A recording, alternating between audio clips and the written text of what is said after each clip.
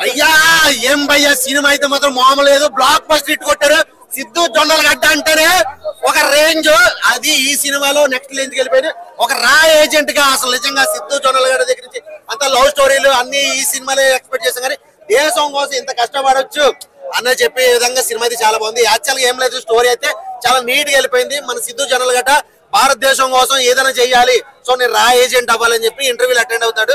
So ప్రతి ఇంటర్వ్యూలో కూడా ఫెయిల్ అవుతాడు అనమాట. నువ్వు దేనికి పనికి వెళ్ళిపో అని చెప్పేసి అంటారు. సో ఇలా ఎవరు జాబ్ ఇచ్చేది ఏంది, నేనే రా ఏజెంట్ అని చెప్పేసి అనుకుని ఓన్ గా రా ఏజెంట్ అవ్వాలని చెప్పేసి పాకిస్తాన్ మీదకి వెళ్ళడం, వాళ్ళ శత్రువులు పట్టుకోవడం ఇట్లా ట్రై చేస్తూ ఉంటాడు. సో ఈ కన్వర్జేషన్ లో మన ప్రకాష్ రాజ్ గారు రా ఏజెంట్ అనమాట. సో వీళ్ళిద్దరి మధ్యలో ఉండే కన్వర్జేషన్ చాలా ఫనీగా ఉంటుంది. ఈ డైలాగులు కానీ సిద్ధు జొన్నలగడ్డ అంటేనే డైలాగులు, ఈ సినిమాలో డైలాగ్స్ అయితే మాత్రం చాలా అంటే బాగున్నాయి. అండ్ మన బేబీ క్యూట్ బేబీ అయితే ఈ సినిమాలో హీరోయిన్ గా అంటే ఒక ఏజెన్సీగా చేయడం అనేది బాగుంది. వీళ్ళిద్దరు కాన్వర్జేషన్ సినిమా ఓవరాల్ గా చెప్పాలంటే సింపుల్ గా ప్లేన్ స్టోరీతో చాలా క్యూట్ గా వెళ్ళిపోయింది.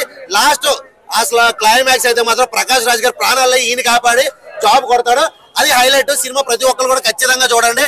అంటే డైలాగ్స్ అయితే మాత్రం మస్తు ఉన్నాయి, సాంగ్స్ ఏమి లేవు. బ్యాక్గ్రౌండ్ మ్యూజిక్ అయితే మాత్రం బాగుంది. పాకిస్తాన్ లో నేపాల్ లో కొన్ని సీన్స్ ఉంటాయి, చాలా హైలైట్ గా ఉంటాయి. సినిమా ఓవరాల్ గా మాత్రం గుడ్ సూపర్ హిట్.